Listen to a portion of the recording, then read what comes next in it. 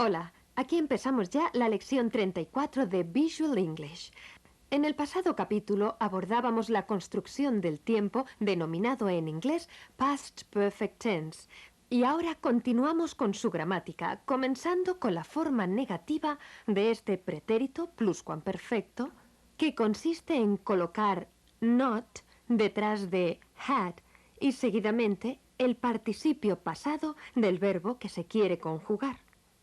En la conversación habitual, naturalmente, se utiliza la forma abreviada. The concert hadn't begun yet when they arrived. Richard told me that he had not seen you this morning.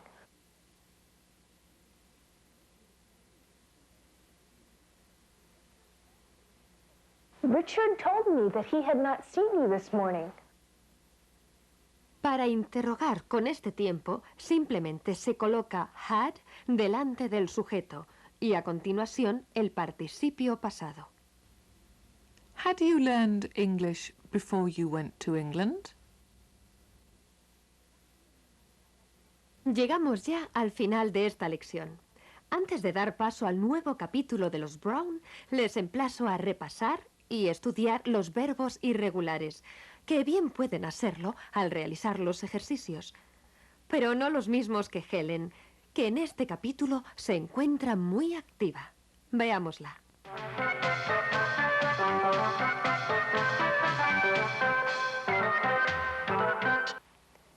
Yesterday, our tennis instructor gave us a chart of the human body. She wants us to use it for our warm-up exercises before we play tennis. What have you learned? Each day, before playing tennis, we must move our two legs and our two arms up and down, up and down. What about your back, your waist, your stomach, and your chest? Well, we touch things with our fingers during the exercises. We don't touch our toes, but we stand on our 2 feet and we use our legs to kick, kick, kick. Do you breathe through your nose when you are kicking? We breathe through our nose or our mouth. Do you bend your knees? Yes, we bend our knees. 1, 2, 1, 2. Your eyebrows and your ears and your chin. Do you exercise those parts of your body too? No, but I open my mouth and use my tongue. Excuse me, Helen, but the tongue and the palate are the organs of taste. The nose is the organ of smell. The fingers are the organs of touch. The eyes are the organs of sight. We hear with our ears. We hear your words, Dad. Have you heard the news? What news? There was a fire at John's building. There was a fire at the tall building where John lives. I learned the news on the radio about a big fire at a high building. I did not know the building was John's. I wanted to know what had happened. Before John arrived home last night, the fire had started. Yes, the radio news said the fire had spread to the next building before the firemen arrived. I hurried to see him today after I had learned the news. The sun hadn't risen when I started off. Richard told me that he had not seen you this morning. You went to John's building? Yes, I smelled the smoke before I reached the building. Who was at John's building? John's family, they are fine. A man named James was there too. James is a journalist. He learned there weren't any stars in the sky last night. It was very windy yesterday. Were there any architects and engineers at the building after the fire? Did they look at the damage to the building? No, there was a nurse at the low wall in front of the building. She had long fair hair and blue eyes and a round face. Her name is Ingrid. She is Swedish. And firemen? Were there any? Yes, James the fireman was there. He has broad shoulders and dark hair. He is young and strong. The fireman named Mike is fat and has short legs. He cannot run fast. After the people had left the building, I sat down and rested. Here, dear, sit down. Would you like some hot tea? Yes, please. I arrived at the building as soon as John's aunt had left. He told me her name after she had left. I brought some cookies and orange juice to John's family. Later, John thanked me for what I had done. John's family will live in a cottage this week. That is good news. His family has a cottage. I hope there are no more fires. Why was there a fire at John's building?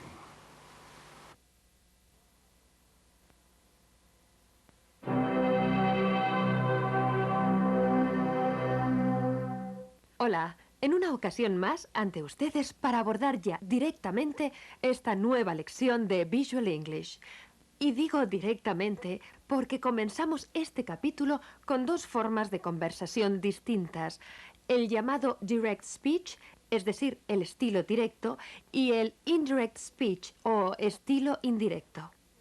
Cuando en una conversación se repite exactamente la frase tal y como la empleó la persona o personas a las cuales hacemos referencia, es lo que se llama en inglés direct speech. Observemos que la frase que se cita textualmente se encuentra entre comillas. John said, "I want to study medicine."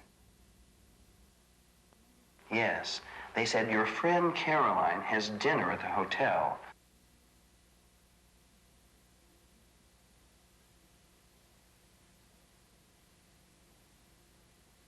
Yes, they said your friend Caroline has dinner at the hotel.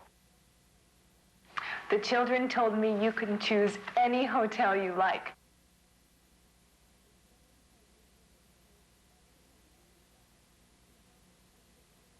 The children told me you can choose any hotel you like. Sin embargo, podemos escribir esta misma frase sin comillas y sin citar textualmente lo que se dijo. Es lo que se llama indirect speech. John said he wanted to study medicine. Caroline said she had a lot to do in Paris.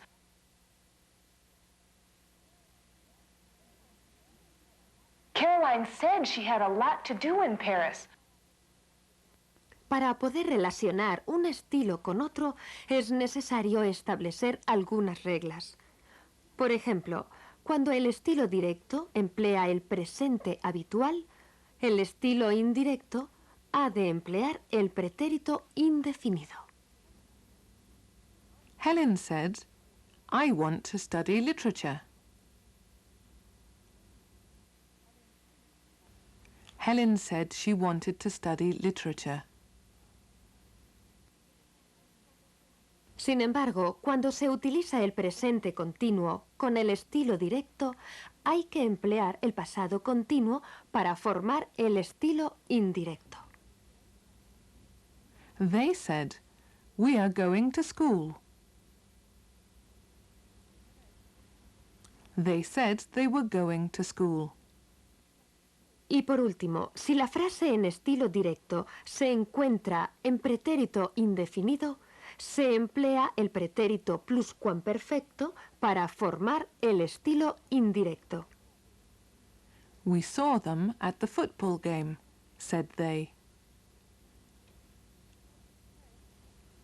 They said they had seen them at the football game.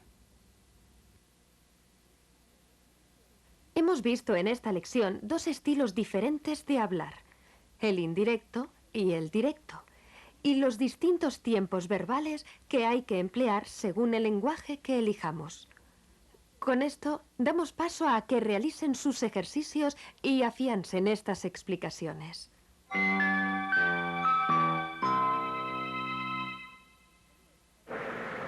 Dallas, Texas, a city in the southwestern United States, is not the oil capital many people think it is. In fact, energy accounts for less than 2% of area employment. So what is it then that attracts people to Dallas, a landlocked city in the northeastern corner of Texas?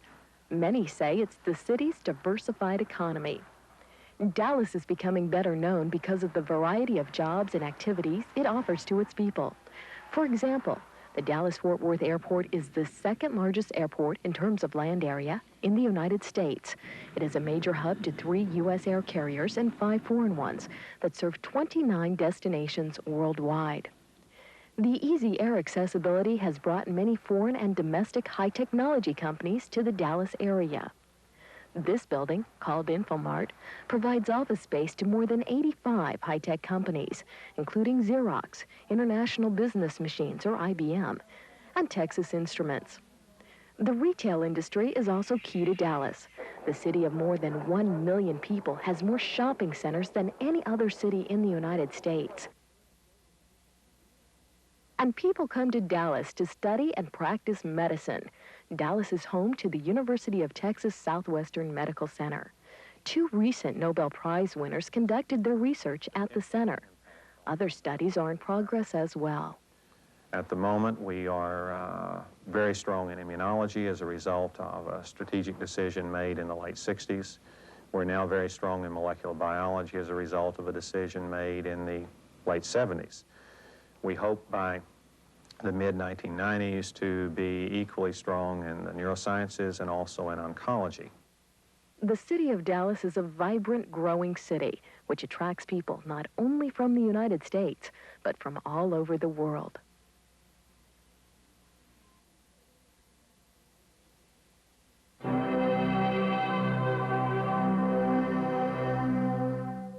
Hola, continuamos en nuestro estudio del inglés con una nueva lección que vamos a comenzar recordando el llamado genitivo sajón, un giro muy empleado en este idioma para expresar posesión cuando nos referimos a seres animados. Pero es que también existe el genitivo doble, que se utiliza cuando se quiere hacer resaltar a la persona que posee algo más que a la cosa poseída.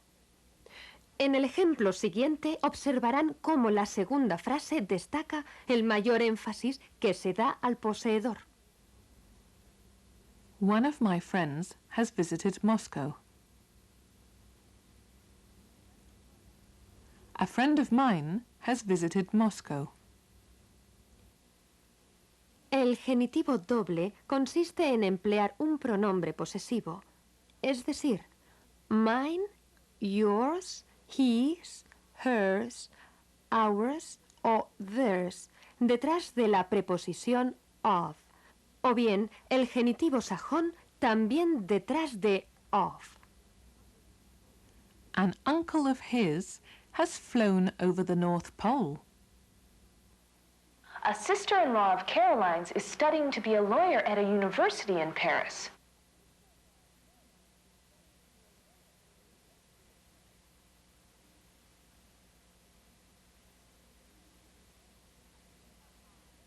A sister-in-law of Caroline's is studying to be a lawyer at a university in Paris. En el siguiente capítulo de los Brown, que se desarrolla en una oficina de líneas aéreas, vamos a conocer muchas expresiones habituales que se utilizan cuando vamos a iniciar un viaje. Ahora vamos a señalar aquellas frases que consideramos más significativas.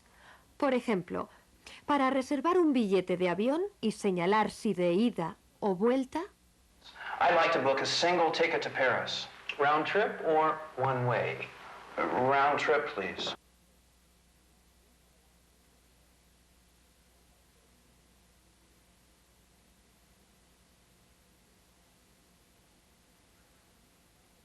I'd like to book a single ticket to Paris. Round trip or one way? Round trip, please. Otra de las frases que podemos destacar es aquella que se refiere al tipo de billete. Por ejemplo, a continuación veremos cómo se expresan para comentar que el billete de vuelta, tal y como nosotros decimos, puede estar abierto o cerrado. Veámoslo. Would you like an open date ticket? I'd rather leave it open as I don't know exactly how long I'm going to stay in Paris.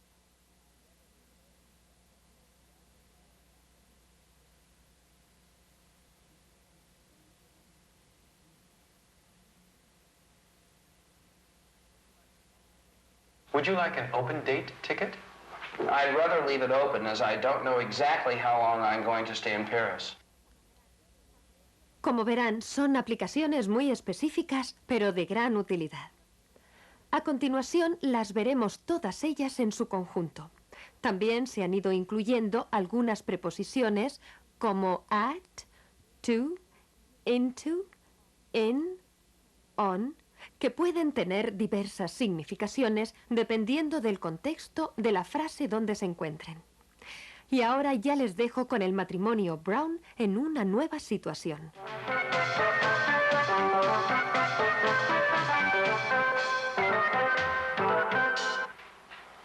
I don't understand it. Caroline hasn't called us from Paris. I'm worried. Caroline said she wanted to visit the small town near Paris to look for the people of the letter, correct? Yes, I called the hotel in Paris. They told me we saw her at the hotel restaurant 2 days ago. The hotel clerks knew Caroline? Yes, they said your friend Caroline has dinner at the hotel. They told me Caroline takes the napkin and puts it on her lap. Yes, Caroline does that. They said Caroline cuts a piece of meat with her knife and eats it with her fork. Yes, Caroline does that. They said Caroline puts lots of salt on her potatoes and eats them with a big spoon. Yes, that's Caroline. Where is Caroline? She is a good friend of ours. I must go to Paris to find her. Caroline said she had a lot to do in Paris. A sister-in-law of Caroline's is studying to be a lawyer at a university in Paris. Yes, Caroline's sister-in-law said she had lived in Paris in her childhood. She has not seen Caroline for 2 days. That is bad news. I am worried. Caroline's brother-in-law is worried about her, too. Good morning. What can I do for you? A friend of ours is in Paris on business. I'd like to book a single ticket to Paris. Round trip or one way? Round trip, please. For what day? I'm planning to leave tomorrow, early in the morning. Let me see. There are 4 flights to Paris tomorrow. Good, good. I'm sorry, but the 7 o'clock plane, which is the earliest flight to Paris, is already booked up. Would it suit you to leave by the 10:30 plane? Well, you see, I am in a big hurry to get to Paris. Oh, what's this?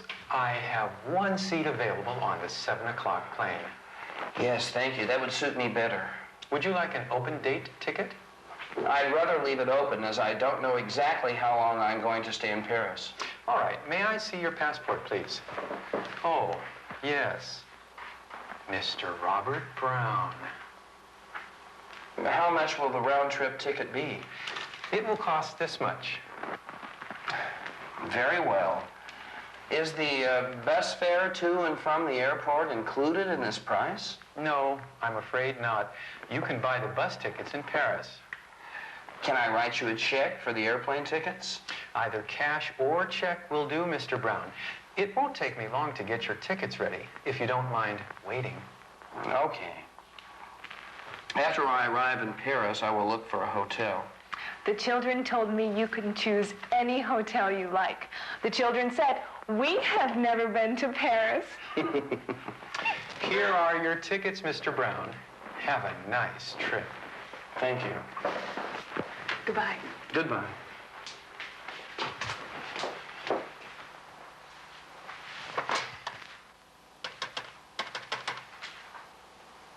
Hello? Is this the big man?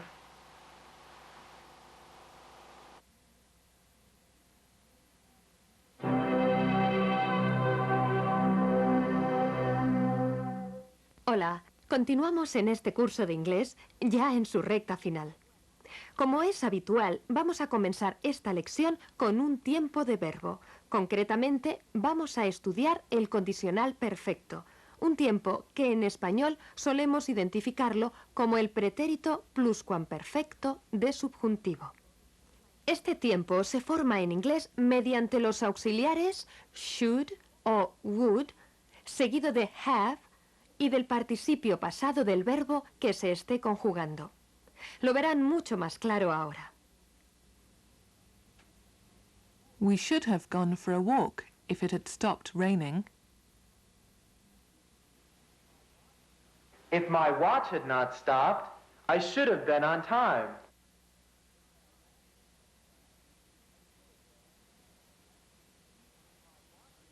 If my watch had not stopped, I should have been on time.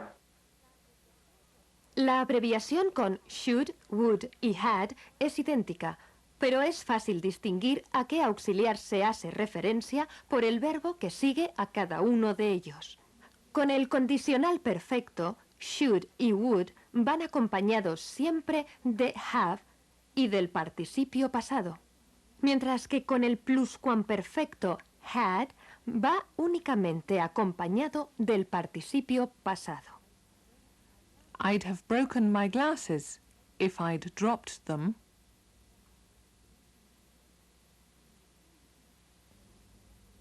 Teniendo en cuenta que el auxiliar should se emplea también como verbo defectivo para expresar obligación, suele emplearse would incluso con las primeras personas, tanto del singular como del plural, con el fin de evitar esa idea de obligación. I would have answered the door if you'd rung the bell. I would have answered the door if you had rung the bell.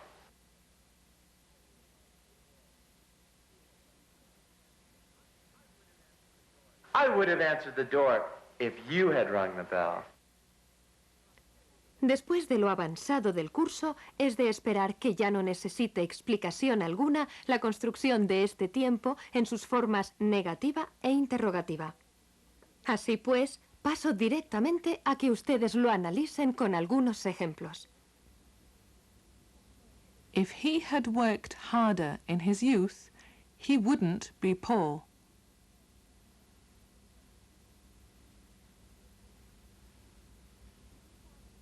Shouldn't I have broken the vase if I had dropped it?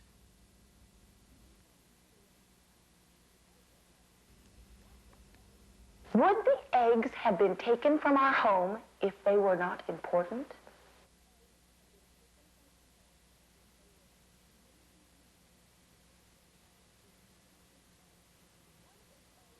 Would the eggs have been taken from our home if they were not important? Terminada ya esta lección, solo me queda por decirles que no olviden ese factor tan importante en este idioma, la pronunciación.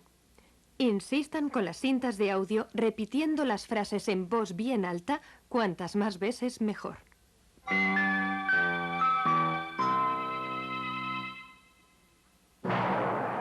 How would you know if somebody stole your mind? That's a question asked by Total Recall, Arnold Schwarzenegger's new science fiction thriller. Set in the year 2084, the film tells a story of a man who discovers he is not who he thinks he is. As his reality shatters around him, he journeys to Earth's oppressed colonies on Mars to solve the mystery of his identity. Director Paul Verhoeven first entered the realm of science fiction with the 1987 film hit RoboCop.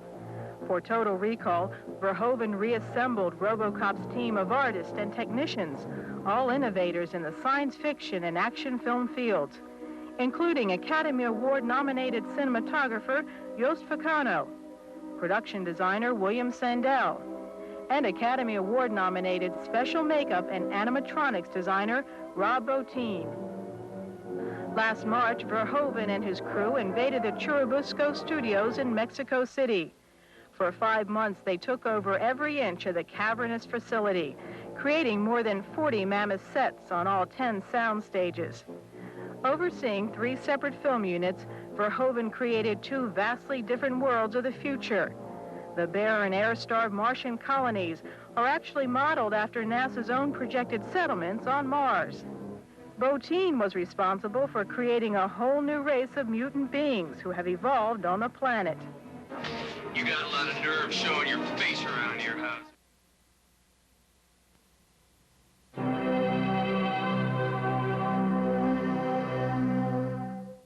Esta es la lección 38 del curso de inglés Visual English y la comenzamos con locuciones y expresiones muy frecuentes en el lenguaje coloquial. Por ejemplo, es muy frecuente expresar las oraciones condicionales mediante un modo imperativo acompañado de un tiempo futuro. Por ejemplo, con la frase llama a la puerta y te dejarán entrar.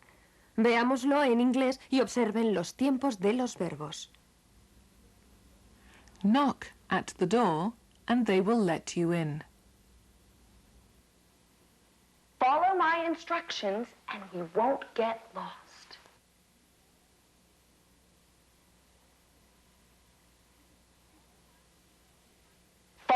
by instructions and we won't get lost. En el ejemplo anterior aparece el verbo to let, que podemos traducir al español como dejar o permitir. Sin embargo, este verbo también se utiliza para formar el modo imperativo, especialmente con la primera y tercera persona del singular y del plural.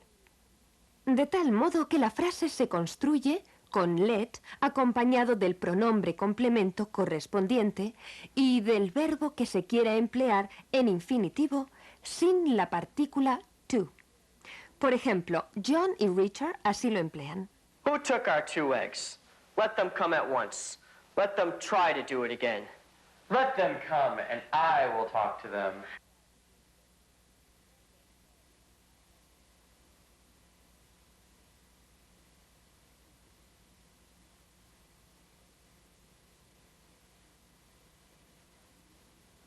Who took our 2 eggs? Let them come at once. Let them try to do it again. Let them come, and I will talk to them. Generalmente en inglés, el futuro con las primeras personas se forma empleando el auxiliar shall. Sin embargo, en ocasiones se utiliza will con estas personas. Esto quiere significar que el que habla quiere expresar mandato, voluntad o promesa. Escúchenme con atención y se lo explicaré. Listen to me carefully, and I will explain it to you. Listen to me carefully and I will explain something to you.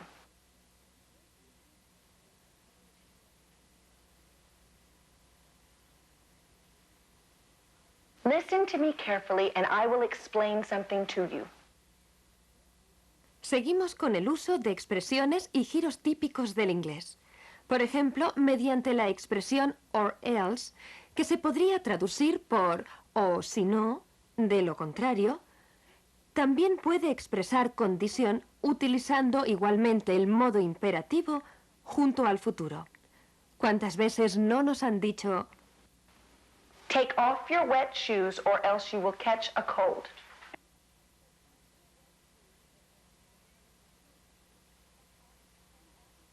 Take off your wet shoes or else you will catch a cold. Bueno, así acaba una lección más de Visual English. Ahora les dejo con un nuevo y misterioso capítulo de los Brown, donde Margaret sufre un desmayo. ¿Será el Big Man que ha aparecido de nuevo?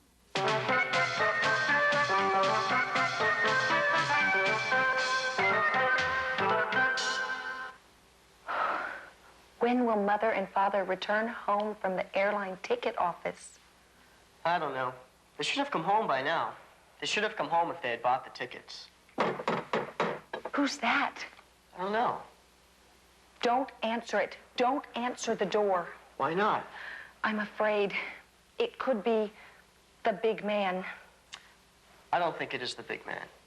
Do you think it is the poor man? Who? The poor man in our neighborhood. If he had worked harder in his youth, he would not be so poor now. Richard, you are not funny. Don't answer the door. I shall answer the door. Be careful. Don't break that vase, or else Mother will be angry. Drink your coffee, or else it will get cold. Who is it?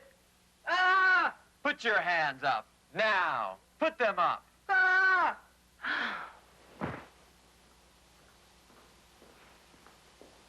Margaret, wake up.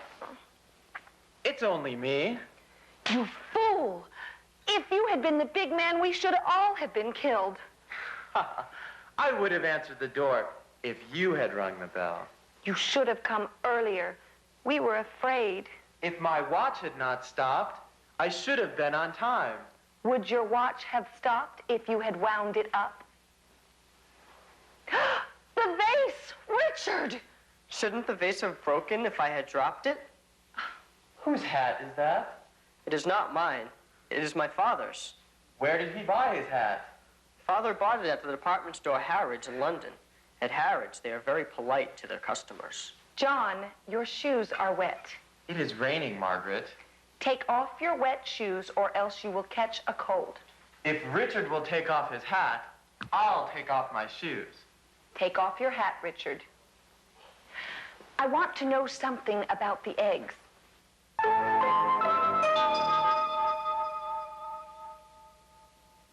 Would the eggs have been taken from our home if they were not important? Would the 4 eggs have reached our city and our house if they hadn't been important? Wouldn't I have told you if I had known the answer to the questions? Who took our 2 eggs? Let them come at once. Let them try to do it again. Let them come, and I will talk to them. Listen to me carefully, and I will explain something to you. We must discover why the eggs are important. You are right, Margaret. Come with me.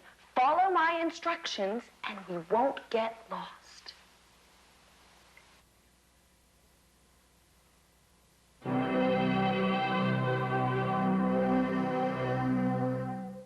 Hola, de nuevo con ustedes, ya en el capítulo 39 de esta serie. Comenzábamos la pasada lección 35 con 2 estilos diferentes empleados en inglés, direct speech e indirect speech, y estudiamos la relación entre ellos según los diversos tiempos de verbos empleados en los mismos. Ahora vamos a seguir con estas expresiones, pero con otras formas verbales. Por ejemplo, cuando se emplea el futuro simple, con el estilo directo, se ha de usar el condicional simple con el indirecto. I think that it will rain, said the farmer. The farmer said that he thought it would rain. Sin embargo, si se emplea el futuro perfecto con el estilo directo, se ha de utilizar el condicional perfecto para formar el estilo indirecto. Veámoslo. We shan't have answered all these letters before 6, I said.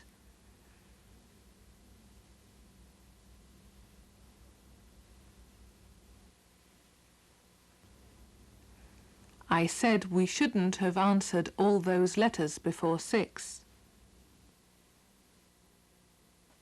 Cuando con el estilo directo se quiere expresar prohibición por medio de mustn't, haciendo referencia a un tiempo pretérito, hay que emplear wasn't to o weren't to, según la persona, con el indirecto. You mustn't write it in pencil, the teacher said to us.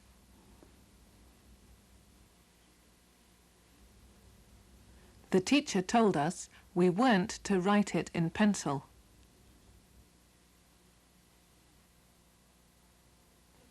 Por otro lado, cuando se emplea must con el estilo directo, haciendo referencia a un tiempo futuro, se emplea should have to o would have to, según la persona, con el estilo indirecto. I must go there next week, I said.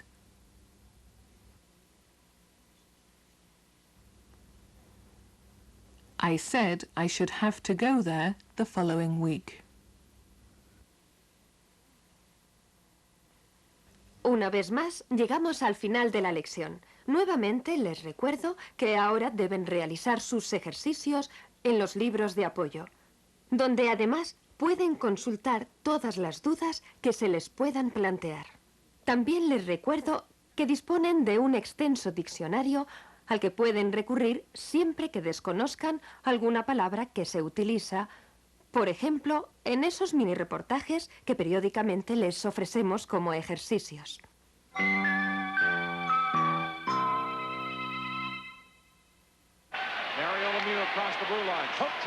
Where do you play hockey? On frozen ponds and ice rinks, of course. Well, that might not be totally true anymore. You may think it's silly, but there just so happens to be a summer version of the sport. They call it hockey, but it's played underwater. In this co-ed sport, only masks, fins, and snorkels are allowed. Players must use specially designed sticks to move the puck underwater. The rest is up to your swimming skills, and the longer you can hold your breath, the better. You always think, oh, I'm not going to last very long, I'm tired, but it's amazing you can go a lot longer than you think. We play about 2 hours, and at the end of 2 hours, you're just exhilarated, you know, because of the the type of exercise, the type of workout that you get, you know, and everybody feels good. Everyone is equal in this sport. Once you get underwater, there's no advantage or disadvantage to your size or your sex. Anybody can play, and if you practice, you're going to be good. The rules for underwater hockey are similar to basketball, and this swimmer with the red glove is the referee. If he sees improper body contact, holding, or any other violations, he can stop play and penalize the team.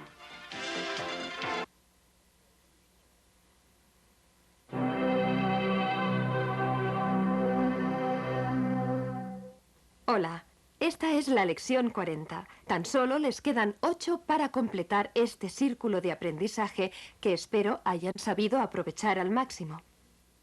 Continuamos en esta lección con locuciones y giros frecuentes en el idioma inglés. Una expresión muy típica en este idioma es el denominado future tense. Se refiere a las oraciones que al final de la frase llevan añadidas preguntas empleando shall o will y se traducen por quiere, quieres, quieren o queréis. Generalmente estas preguntas suelen añadirse detrás de una frase conjugada en el modo imperativo, en primera o segunda persona, tanto del singular como del plural. Pass me the sugar, will you? Come see us soon, will you?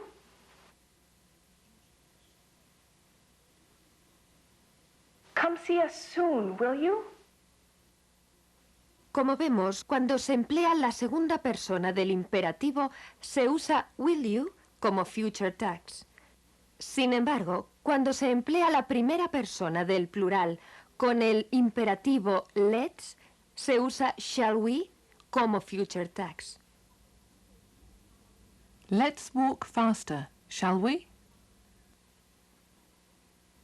Pasamos brevemente a repasar algunas de las muchas aplicaciones que tiene la partícula so en inglés.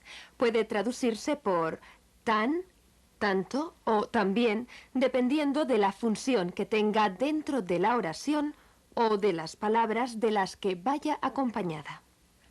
Por ejemplo, cuando so se emplea como adverbio seguido de un adjetivo y de as, entonces puede traducirse tanto como.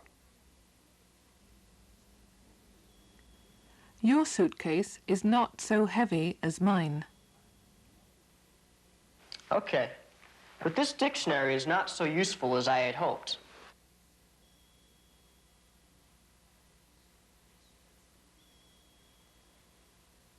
Okay, but this dictionary is not so useful as I had hoped.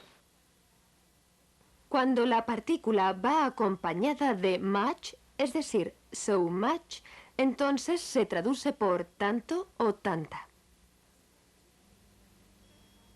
There was so much snow that we couldn't drive. Oh, there are so many different dishes there. It is hard to decide.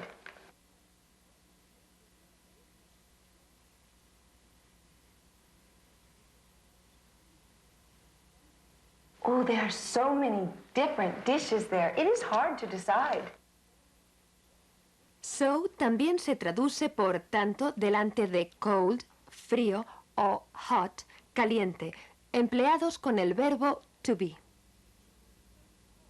It was so cold that we had to stay indoors. Hemos llegado ya al final de esta lección. Les recuerdo que deben estudiar bien a fondo con sus libros y practicar estos conceptos al mismo tiempo que se divierten con las peripecias de nuestros ya amigos los Brown, con quienes les dejo una vez más. En esta ocasión nos mostrarán las frases más empleadas a la hora de acudir a un restaurante. Por otro lado, Caroline sufre un pequeño ataque por parte del misterioso Big Man.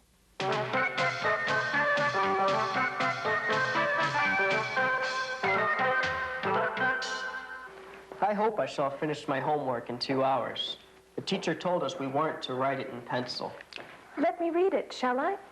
Okay, but this dictionary is not so useful as I had hoped. There could be some mistakes. Don't worry, Richard.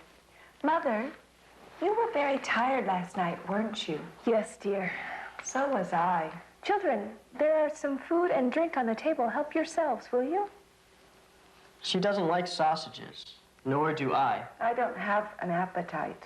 Neither have I. I do. Is there any chocolate? Pass the chocolate bars, will you?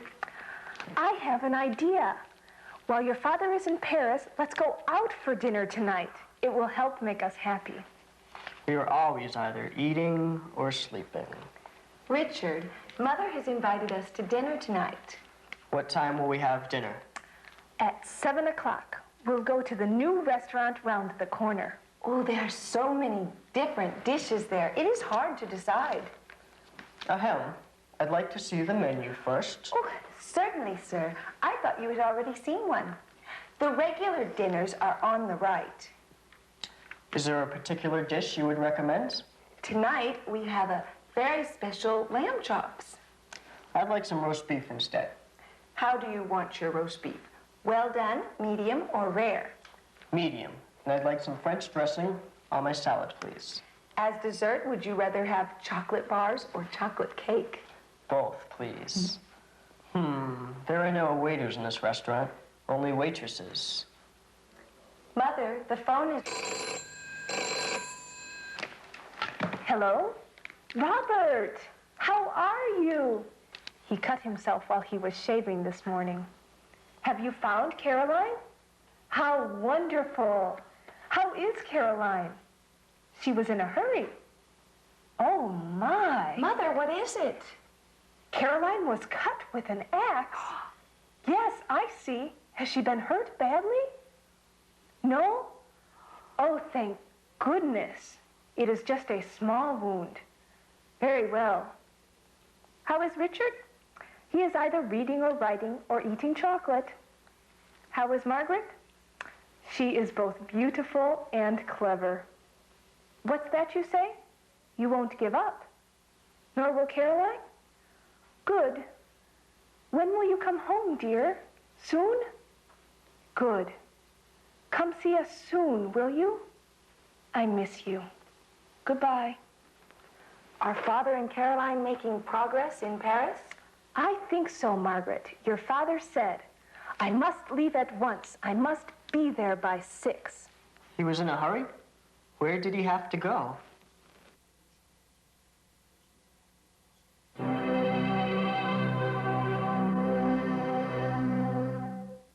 Hola, comienza aquí una lección más de Visual English. Este capítulo va a estar dedicado fundamentalmente al empleo de la llamada voz pasiva. Este término se utiliza en inglés por lo general en aquellos casos en que en español se emplea el pronombre indefinido se y se forma mediante el verbo to be acompañado de un participio pasado. Football is played all over the world. Well, the old people in the cart told me eggs are sold by the dozen.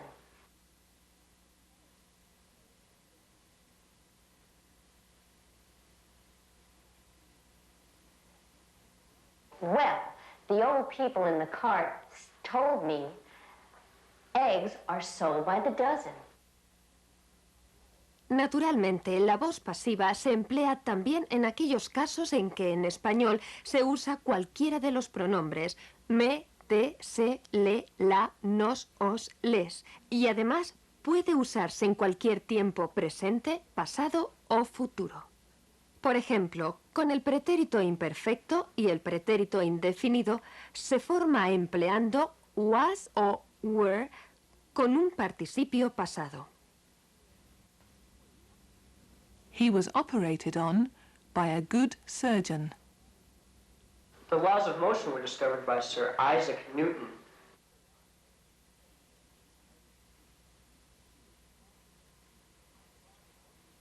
The laws of motion were discovered by Sir Isaac Newton. El pretérito perfecto de la voz pasiva se forma colocando have o has been delante del participio pasado del verbo que se quiera conjugar. My motorbike has been stolen. Would the eggs have been taken from our home if they were not important?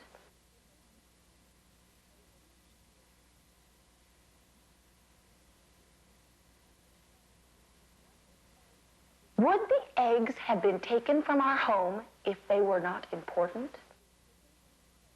Si por el contrario lo que queremos emplear es el futuro de la voz pasiva, este se forma añadiendo el participio pasado del verbo que queramos conjugar detrás de shall o will be, según corresponda. Our old house will be demolished. La voz pasiva se usa también para traducir expresiones tales como se dice, it is said, y se espera, it is hoped, pudiendo emplearse estas expresiones en cualquier tiempo presente, pretérito o futuro. It is considered bad manners to stare at people. It is said the people in France have a magical chicken.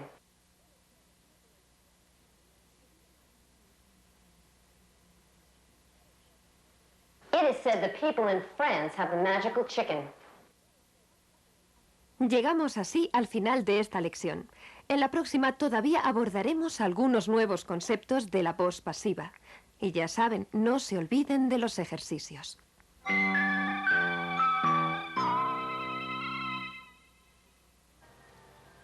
Hollywood is moving east as Disney opens the gates of the new Disney MGM Studio theme park, located near Disney World in Orlando, Florida. It is the only theme park in the world where guests have a chance to see a real movie production taking place. Visitors entering the park will find themselves on Hollywood Boulevard, where distinctive architecture, eccentric street characters, and one-of-a-kind shops recreate Hollywood of the 30s and 40s.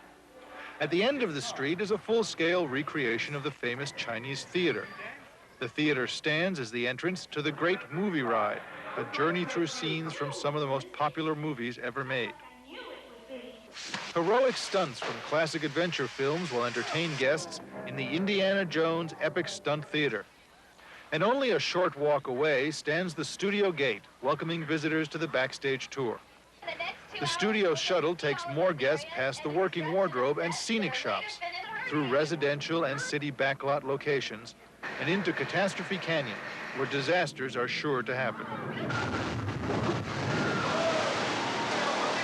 A guided walking tour then takes guests through demonstrations of special effects and through the actual sound stage, where specially designed tour corridors make it possible to observe productions as they take place and as they go into the final post-production phase. The new Disney MGM studio promises to make some lasting impressions on the millions of visitors expected in the months ahead.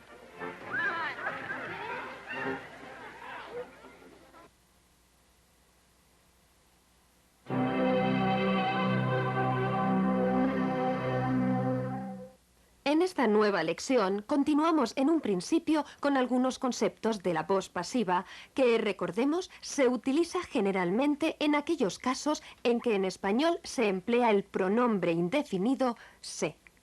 Bien, pues al trasladar una oración de la voz activa a la pasiva, lo que ocurre es que el complemento se convierte en sujeto de la oración en pasiva. Podemos comprobarlo con los ejemplos.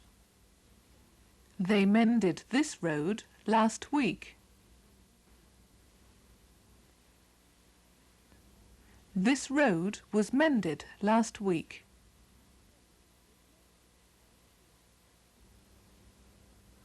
We were promised that we would know the answer if we study harder.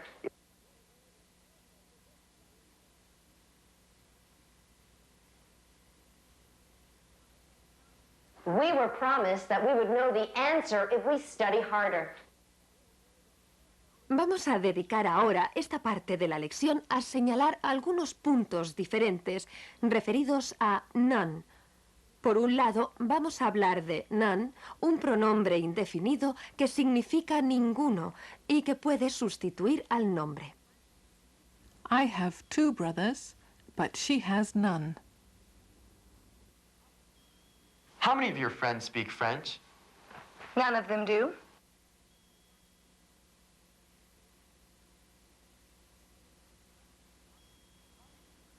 How many of your friends speak French? None of them do. Por otro lado, none también puede emplearse para sustituir a not any o bien a not any más un sustantivo.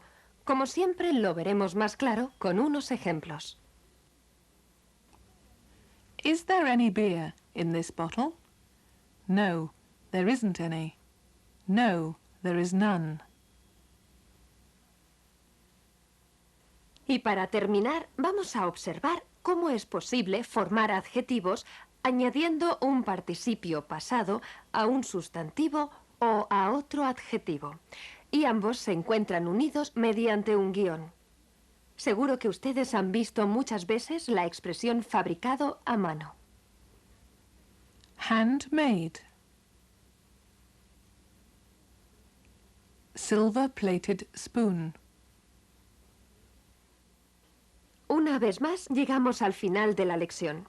Ahora los Brown utilizan todos estos conceptos gramaticales al mismo tiempo que tratan de desvelar el misterio que les rodea. Entre otras cosas, Caroline explica cómo fue atacada por el Big Man.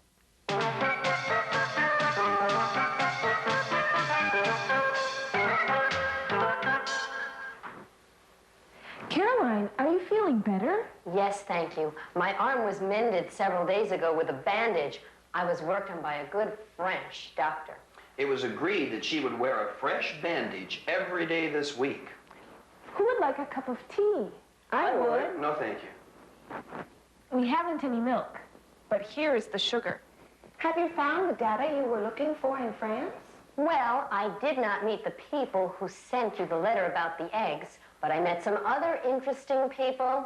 In the small town in France, an old man and an old woman were riding in a horse-drawn cart. It was a cold and windy afternoon.